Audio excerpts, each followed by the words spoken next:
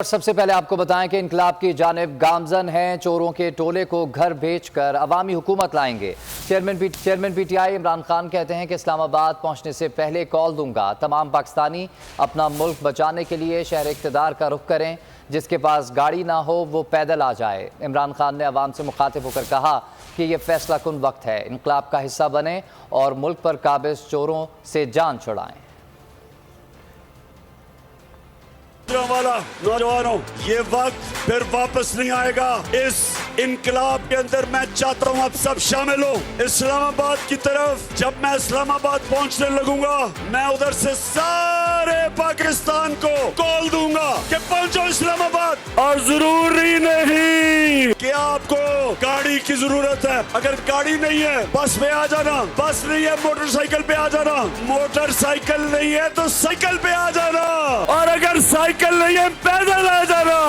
جو معاشرہ چوروں کے خلاف نہیں کھڑا ہوتا، جو معاشرہ بدی کو قبول کر لیتا ہے، جو کرپشن کو برا نہیں سمجھتا، کہ وہ قومیں تباہ ہو جاتی ہے۔ جو چھوٹے چوروں کو جیلوں میں اور بڑے ڈاکوؤں کو وہ نہیں پکڑتی اور این آر او دے دیتی ہیں، تباہ ہو جاتی ہے قوم۔ میرے گجرانوالہ کے نوجوانوں، آج ہم یہاں سے پیغام دے رہے ہیں ان کو کہ ہم بھیڑ بکریاں نہیں ہیں، ہم گائے بھینسیں نہیں ہیں۔ جب چاہے تو ڈنڈے مار کے رخ ادھر موڑ دو، اور پھر آپ نے جب فیصلہ کیا تو ان کو ادھر موڑ دو۔ ہم انسان ہیں، اچھائی اور حق کے ساتھ کھڑے ہونا اللہ نے ہمارے فرض کیا ہوا ہے ہمارے پہ، اور بدی برائی باطل چوروں کے خلاف کھڑا ہونا، جہاد کرنا اس کا حکم ہے۔ اگر ہم یہ چوروں کو جو بیرونی سازش ہمارے اوپر مسلط کیے گئے، اگر ہم بھیڑ بکریوں کی طرح ان کو قبول کر لیا، آپ سب کا کوئی مستقبل نہیں ہے۔ پی ٹی آئی کا حقیقی آزادی مارچ